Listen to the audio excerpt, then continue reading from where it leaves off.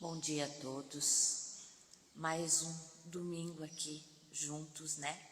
Para a gente poder aprender um pouquinho, evoluir mais um pouquinho.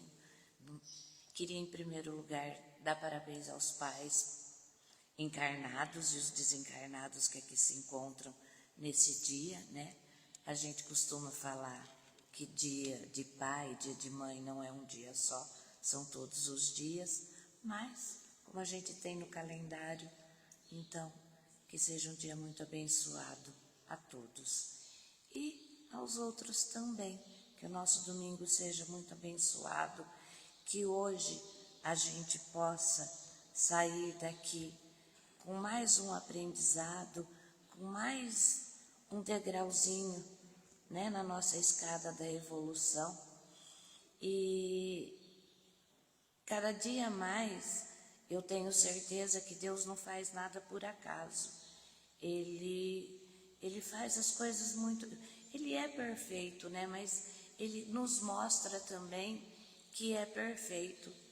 E quando a gente faz o estudo para estar aqui para falar, esse estudo não é só para vocês, é principalmente para nós que estamos aqui falando. E hoje, o tema de hoje, por isso que eu falo que Deus, Ele é perfeito e Ele caiu muito bem para mim, né? E o título dele é Lágrimas, né? Nós vamos falar sobre lágrimas, que existem lágrimas que são boas, né? Porque a gente imagina lágrimas sempre de sofrimento, de desespero, e não, existem lágrimas de aprendizado, lágrimas que fazem a gente evoluir e melhorar. E sim, existem lágrimas que são de desespero, de não me conformo. Então nós vamos ver hoje que existem dois tipos de lágrimas. E é proibido chorar? É errado chorar? Não. A gente chora desde o momento que a gente nasce, né? Nosso primeiro contato quando a gente nasce é com o choro, né? E durante a vida nós vamos chorar várias e várias vezes. A gente só precisa entender o que eu estou fazendo, como é esse meu choro, qual é o sentido desse meu choro, né? E é o que nós vamos ver hoje, tá? Então, dando continuidade ao nosso livro Caminho, Verdade e Vida, né, de Emmanuel, psicografado por Chico Xavier, grande Chico. Nós já estamos no capítulo 172, nós vamos até o 180, então o livro já, vocês podem ver que ele já está bem menor aqui no que nos resta, já está terminando. E ele começa, o capítulo de hoje é bem para a gente refletir sobre esse sentimento que todo mundo, a humanidade inteira chora, né? Então nós vamos refletir sobre o choro. Então, é aquilo lá, desde que a gente nasce até o último dia da nossa vida aqui no planeta, enquanto reencarnados, toda a nossa vida a gente experimenta situações que vão nos levar à lágrima. A gente chora quando perde alguém, a gente chora quando está com uma doença, adoece, a gente chora se um filho está sofrendo, a gente chora quando a gente tem uma grande decepção. A gente chora em vários momentos. Quando os nossos planos não acontecem do jeito que a gente queria, do jeito que a gente imaginava que ia ser, né? Ele é cortado no meio do caminho, não vai. Mas o que todas essas lágrimas, elas querem dizer? Elas têm o mesmo significado? Será que Deus conhece as nossas lágrimas, as lágrimas que a gente derrama? Será que esse sofrimento, quando a gente chora, ele tem algum significado? Ele tem um porquê dessas lágrimas? E existe uma pergunta ainda que muitas vezes nós fazemos, né? Se Deus me ama, por que eu sofro? Se Deus é amor, por que eu tenho que sofrer? Por que eu tenho que passar pela perda de alguém que eu amo, pela uma doença? Por quê? Se Deus me ama, a gente sempre ouve falar, né? Deus é amor, Ele ama a todos os seus filhos igualmente. Então, por que eu tenho que sofrer? E é exatamente isso que Emmanuel vai fazer com que a gente reflita. Porque Jesus, Ele nunca nos prometeu uma vida sem dificuldades. Ele, em momento nenhum da sua trajetória aqui, Ele disse que a nossa vida ia ser fácil. Mas Ele nos prometeu algo muito maior. Ele disse assim, Ele não disse assim, venham somente os felizes a mim. Não. O nosso capítulo começa exatamente assim.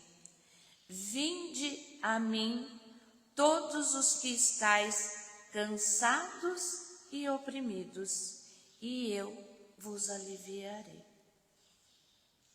Ele não disse, venham a mim os felizes. Não, porque se nós estamos aqui, é para aprender. E nem sempre a gente aprende pelo amor, a gente aprende pela dor, né? E esse pedaço aqui, esse começo aqui, vinde a mim, todos os que estáis cansados e oprimidos, e eu vos aliviarei, que é, né, que está em Mateus 11, 28, ele vai fazer com que a gente reflita, né? Porque ele não chamou só aqueles que estavam felizes, ele chamou exatamente aqueles que estavam cansados, aqueles que estavam aflitos, preocupados, né, com algum problema. Foi esse que ele chamou. E Emmanuel começa o capítulo assim: ninguém como Cristo espalhou na terra tanta alegria e fortaleza de ânimo. Reconhecendo isso, muitos discípulos amontoam argumentos contra a lágrima e abominam as expressões de sofrimento. Quantas vezes nós ouvimos dizer: ai, homem não chora, ai, você não pode chorar, não pode se desesperar, não pode. Não é bem assim. O paraíso já estaria na terra se ninguém tivesse razões para chorar. Considerando assim, Jesus, que era o mestre da confiança e do otimismo, chamava ao seu coração todos os que estivessem cansados e oprimidos, sob o peso de desenganos terrestres. Ele não amaldiçoou os tristes, ele convocou-os à consolação. Ele chamou para ele, que viessem até ele, que ele os aliviaria, né? Porque se não existisse mais choro aqui na Terra, a Terra não seria um planeta de provas e expiações. A gente já teria o paraíso, né? Então, a gente vai encontrar, vai chorar muito ainda. Nós ainda temos muito o que chorar. Mas o que a gente vai ter que entender hoje é o significado do nosso choro, é o porquê do nosso choro. Por que eu estou chorando? Por que eu estou me desesperando? Se nós observarmos o Evangelho, nós vamos perceber algo muito interessante.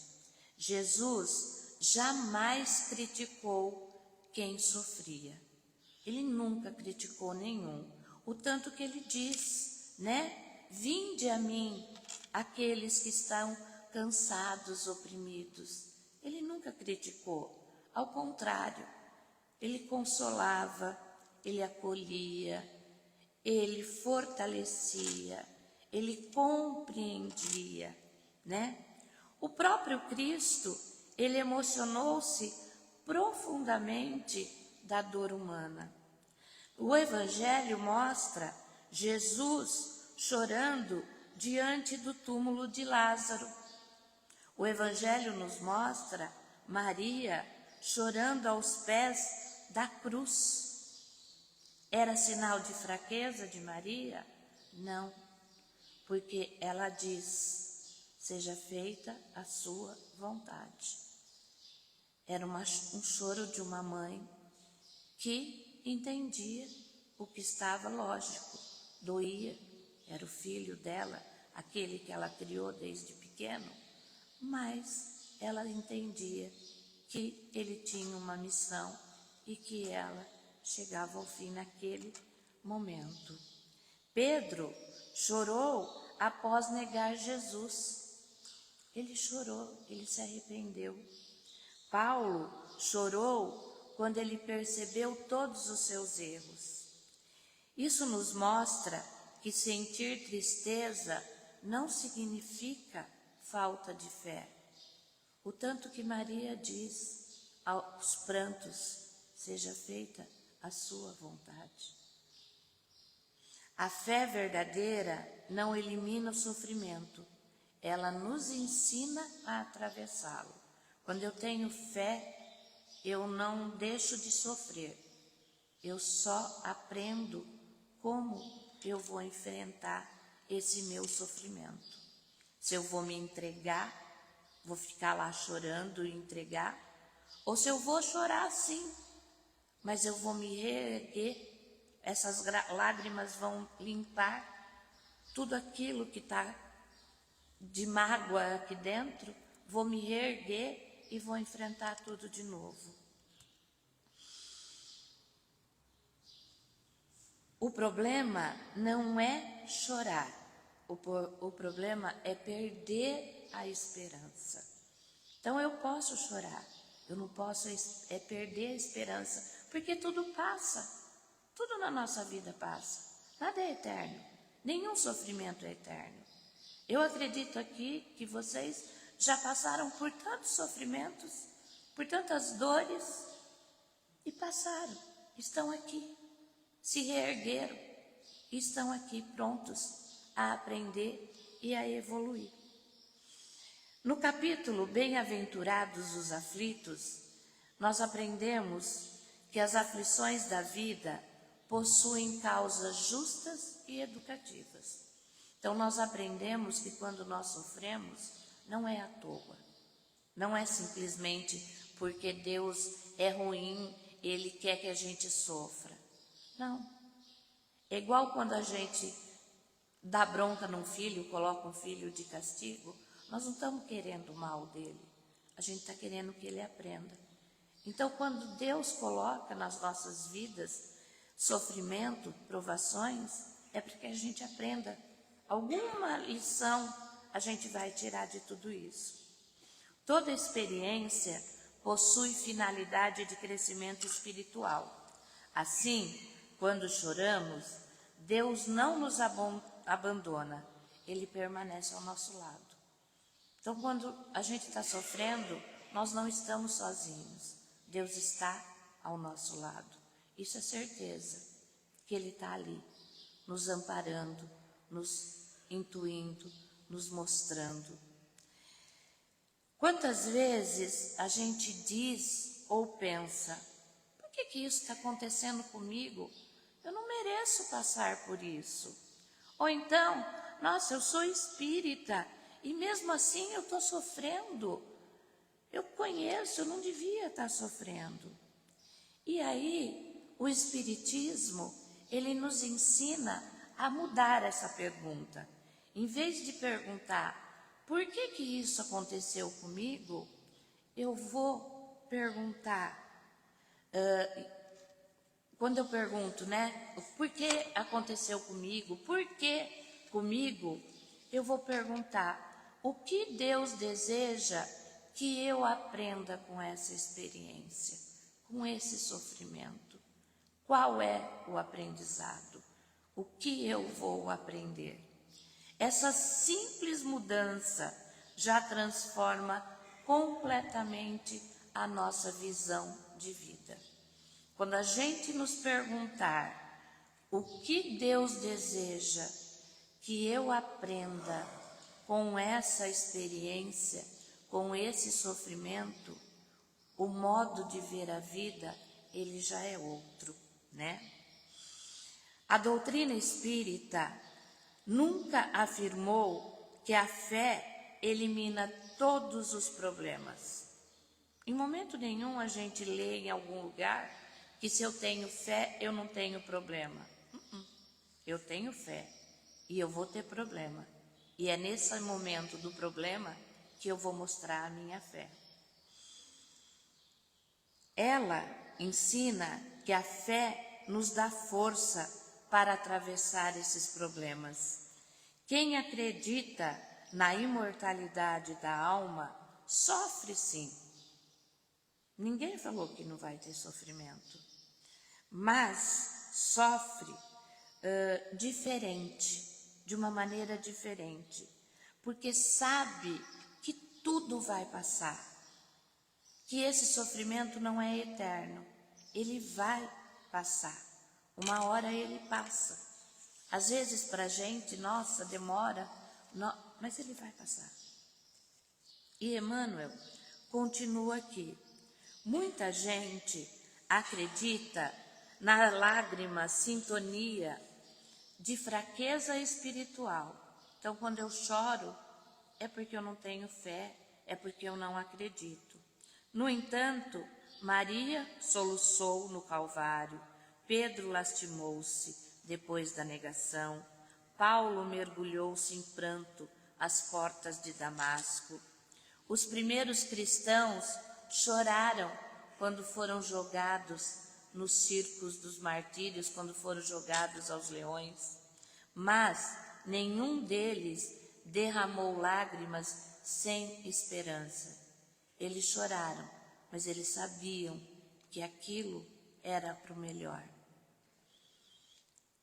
Prantearam e seguiram o caminho do Senhor, sofreram e anunciaram a boa nova da redenção.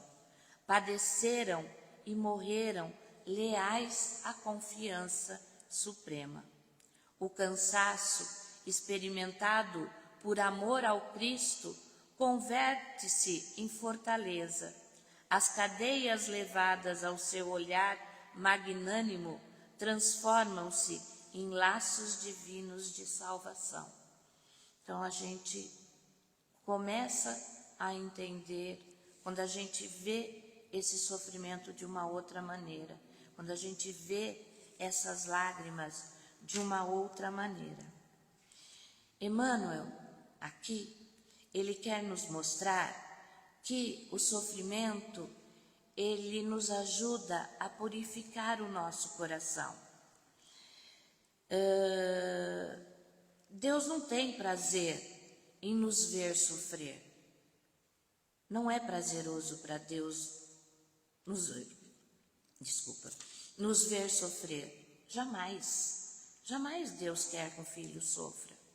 Mas às vezes a gente precisa passar por algum sofrimento para aprender. Às vezes a gente não aprende pelo amor, vai ter que aprender pela dor.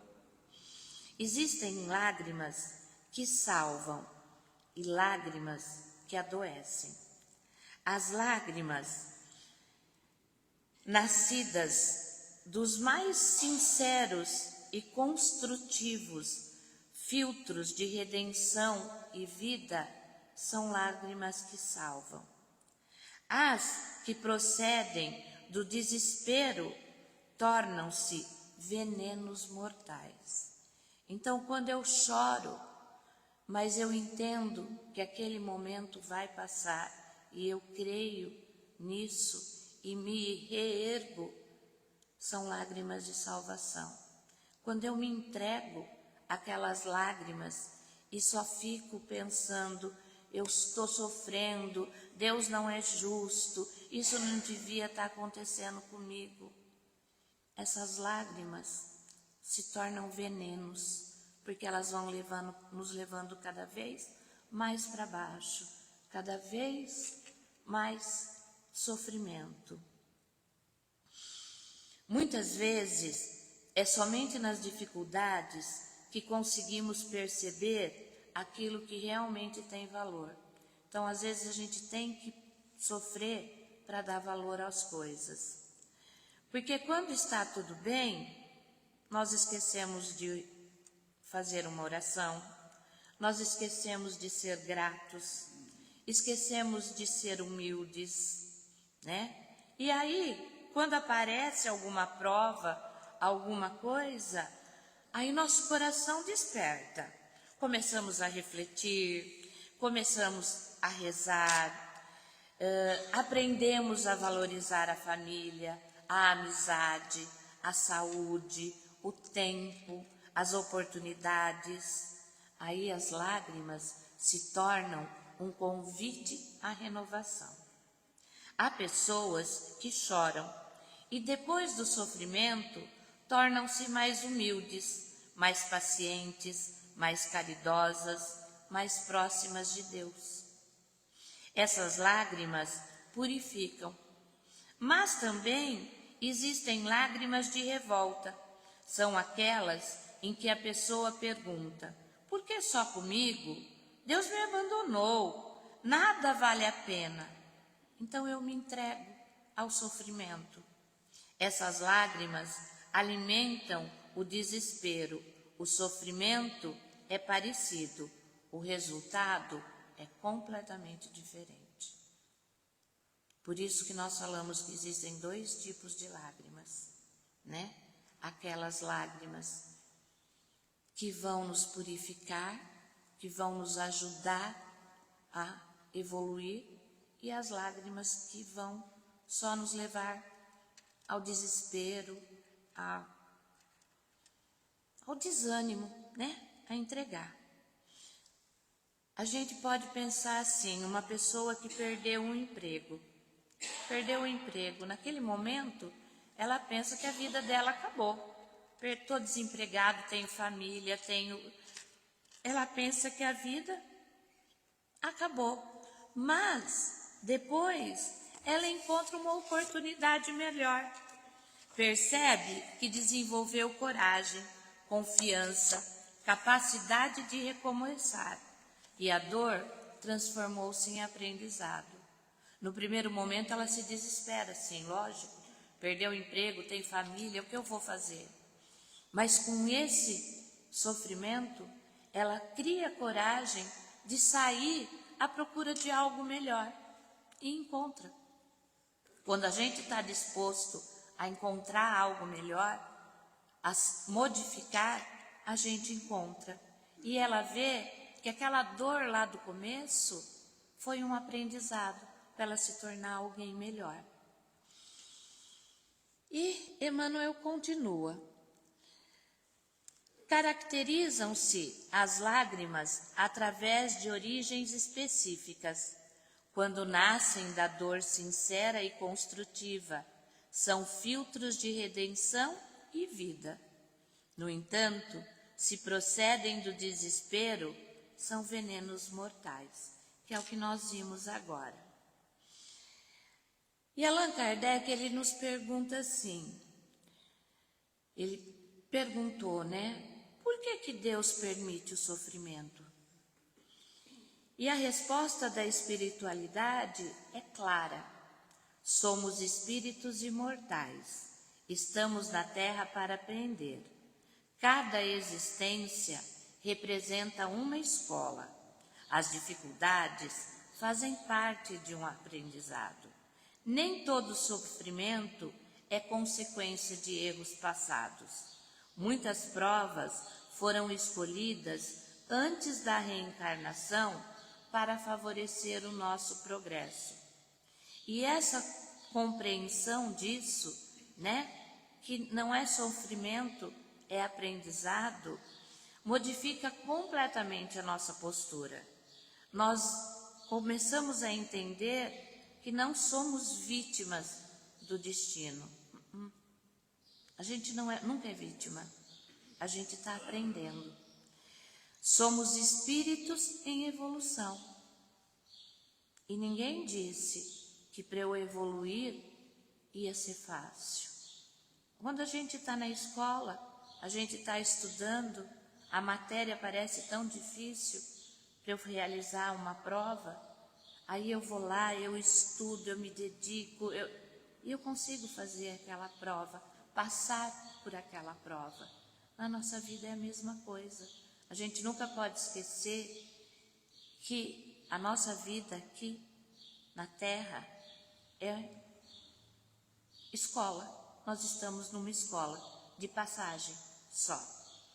Nem sempre compreendemos imediatamente o motivo das provas, mas podemos perguntar: o que Deus deseja que eu aprenda com isso?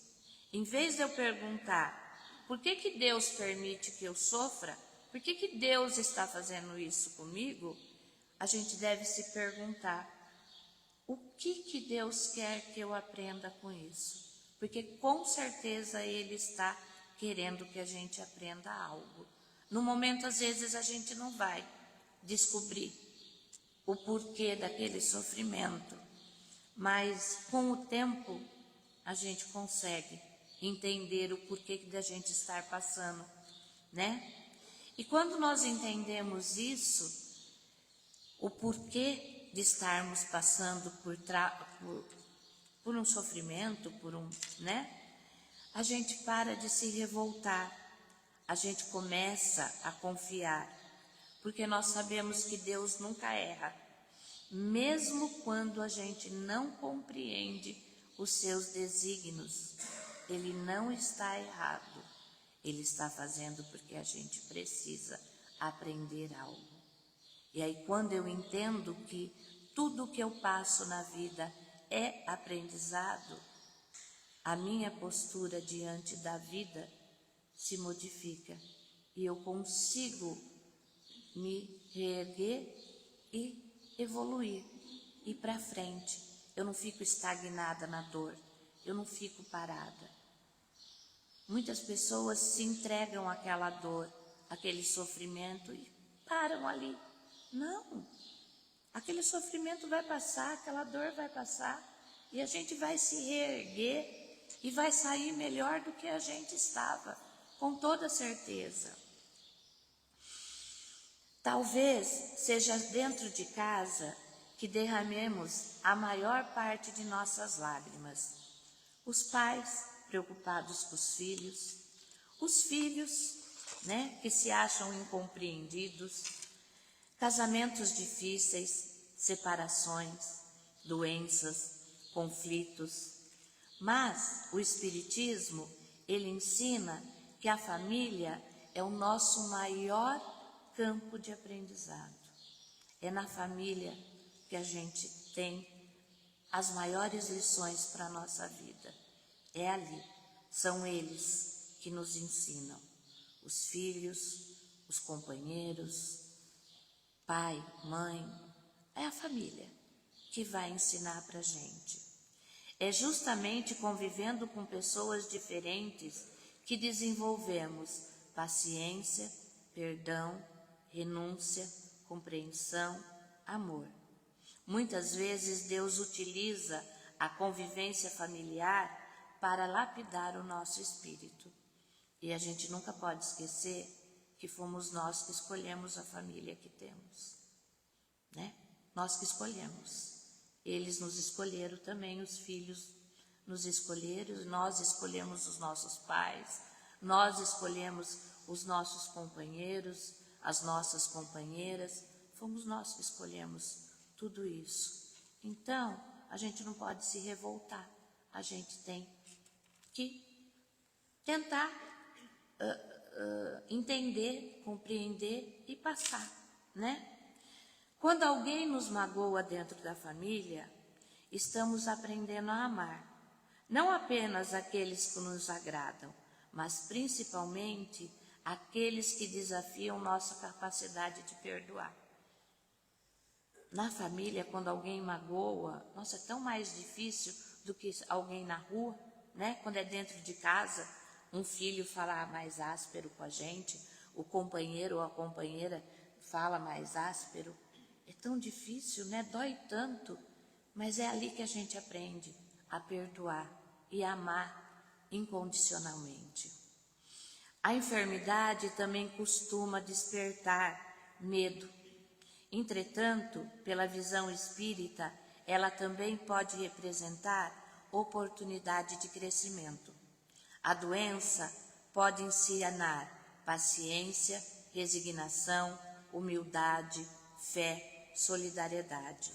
Não devemos pedir apenas, Senhor, cura-me, mas também, Senhor, ajuda-me a compreender esta experiência. Ajuda-me a entender por que eu estou passando por isso. Uma das maiores dores humanas é a separação pela morte. Por mais que nós entendemos, como espíritas, dói muito, né? A gente entende que é só uma passagem, que a gente se reencontra depois, mas ali no momento dói. Mas a doutrina espírita traz um consolo extraordinário. A morte não destrói o amor, ela apenas modifica a forma do encontro. Os laços de afeto permanecem. Aqueles que partiram continuam vivendo, continuam amando, continuam orando por nós. Essa certeza não elimina a saudade, a gente continua tendo saudade, mas transforma o desespero em esperança, porque eu sei que um dia, uma hora, eu vou reencontrar todos aqueles que eu amei enquanto estive aqui. O maior objetivo das provas que passamos é a nossa transformação moral. Toda lágrima pode ter dois significados, pode ter duas coisas. Ela pode, a lágrima, endurecer o nosso coração, ou ela pode torná-lo melhor. Cada dificuldade oferece oportunidade de desenvolver mais humildade, mais paciência, mais compreensão, mais caridade, mais fé. A verdadeira reforma íntima acontece quando deixamos de perguntar por que eu sofro, por que eu estou sofrendo, e passamos a perguntar como que eu posso sair dessa experiência melhor do que eu entrei? O que eu posso aprender com tudo isso? Essa é a grande proposta, essa é a grande lição. O maior consolo da doutrina espírita é saber que ninguém sofre para sempre, que tudo passa, as provas terminam, os reencontros acontecem, a morte não existe, existe apenas a continuação da vida. Quem hoje chora, poderá sorrir amanhã. Quem hoje enfrenta uma prova, não permanecerá nela eternamente. Vai passar. Deus não abandona nenhum dos seus filhos, jamais. Ao final de tudo isso, nós percebemos que Deus conhece cada lágrima que a gente derrama. Nenhuma delas passa despercebida a Ele. Quando vividas com fé e confiança, as lágrimas tornam sementes de crescimento espiritual. Jesus continua repetindo: vinde a mim, todos vós que estáis aflitos. E Ele não promete ausência de dificuldades. Ele promete que vai estar ao nosso lado, vai ser nosso companheiro. Ele promete consolo, esperança, força para conseguirmos prosseguir. Então, que a gente possa lembrar, nos momentos difíceis, que nenhuma noite é eterna. Depois de toda a tempestade, o sol volta a brilhar. e depois de cada prova, o espírito sai mais forte, mais revigorado. E para ir encerrando, eu gostaria de deixar para vocês 3 perguntas para vocês pensarem e refletirem. Quando eu enfrento uma dificuldade, eu me aproximo mais de Deus ou eu me afasto dele? Eu me revolto por aquilo que eu estou passando, eu me afasto dele. Ou eu procuro nele a ajuda, o consolo que eu preciso. Minhas lágrimas estão produzindo crescimento espiritual ou revolta? Quando eu choro, eu estou tentando melhorar, aprender com aquele meu choro? Ou eu só estou me revoltando e achando que tudo é injusto comigo? E a terceira e última, que ensinamento Jesus está tentando me oferecer através das experiências que eu estou vivendo hoje? O que eu estou aprendendo com o que eu estou passando hoje? Eu, no meu caso, sei que eu tenho alguma coisa a aprender. E eu vou aprender. E vou sair melhor do que eu entrei em tudo isso, com toda certeza. Mas eu preciso ter força, eu preciso acreditar, eu preciso ir para frente. Emmanuel encerra mostrando que existem lágrimas que nos libertam, sim, que existe choro de libertação. São aquelas que lavam o nosso orgulho, fortalecem a nossa fé e renovam a nossa esperança. Que quando as lágrimas visitarem os nossos olhos, elas nunca sejam lágrimas de desespero, que sejam lágrimas de confiança. Porque aquele que confia em Jesus jamais caminha sozinho. Que possamos sair daqui lembrando que Deus conhece cada lágrima derramada por seus filhos e que nenhuma delas é inútil, quando vivida com fé, esperança e disposição para aprender. Então, nenhuma lágrima que nós derramamos é à toa. Não choramos à toa. O nosso choro é de aprendizado, é para limpar aquilo que não está legal dentro de nós e nos tornarmos pessoas melhores. Chico Xavier, ele falava que, assim como uma brincadeira, que a gente evolui desidratando, que a nossa evolução, para a gente evoluir, a gente tem que desidratar. Ou é pelo suor, trabalhando, se esforçando, fazendo as coisas, ou é chorando, com as lágrimas, com o sofrimento. A gente não pode ver o sofrimento como um castigo. A gente tem que ver o sofrimento como um aprendizado. E acreditar que ele vai passar. Tudo passa. Tudo passa.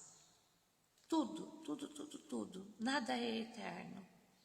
E a gente sabe que nós estamos aqui para aprender e evoluir. E a gente aprende com o sofrimento, sim. Gostaríamos de aprender só com o amor? Gostaríamos, lógico, seria bem melhor. Mas não é assim. A gente aprende com a dor também. Então, que hoje a gente possa sair daqui entendendo que a gente pode chorar, sim. Que a gente pode, no momento da dificuldade, da prova, a gente chora. Mas é um choro que vai passar e vai nos tornar mais fortes, melhores do que éramos antes. Como eu sempre falo, hoje eu tento ser melhor que ontem e amanhã eu vou tentar ser melhor do que hoje. Vou conseguir? Algumas vezes sim, algumas vezes não, mas a gente está aqui para isso, a gente está para aprender até o último minuto em que estivermos aqui, nós estamos aprendendo. Que Deus abençoe a todos vocês, que vocês tenham um domingo muito iluminado, muito abençoado, uma semana abençoada, com a presença de Jesus, com os espíritos, os mentores, agradecer aos mentores dessa casa que estiveram aqui ao nosso lado, ao meu lado, né? Porque eu sei que eu nunca falo sozinha, eu sempre estou com eles. E que a gente vai sair daquilo que a gente estiver passando, daquele problema que a gente tiver, que cada um sabe o que tem dentro de si, que vai passar, tá? Vai passar tudo isso. Deus não vai deixar. E que a gente não está sozinha. Ele está com a gente. Ele está ao nosso lado, em todos os momentos. E a gente às vezes não vê, mas Ele coloca perto de nós anjos, que são pessoas, amigos, que estão aos nossos lados. Ele coloca essas pessoas no momento certo para passar com a gente tudo que a gente tem que passar. Eu sou uma prova disso. Eu sei o quanto um amigo, e esses amigos foram colocados por Deus no meu caminho. E eu agradeço a Ele todos os dias. A família que Ele me deu, a família espírita que Ele me deu, a todos aqueles que sempre estão comigo, porque foi Ele que colocou no meu caminho. Tenho certeza, a gente não passa nada sozinho. Ele está do nosso lado e Ele coloca pessoas também do nosso lado para nos ajudar. Que vocês tenham muita paz, muita luz e muitas bênçãos. Obrigada.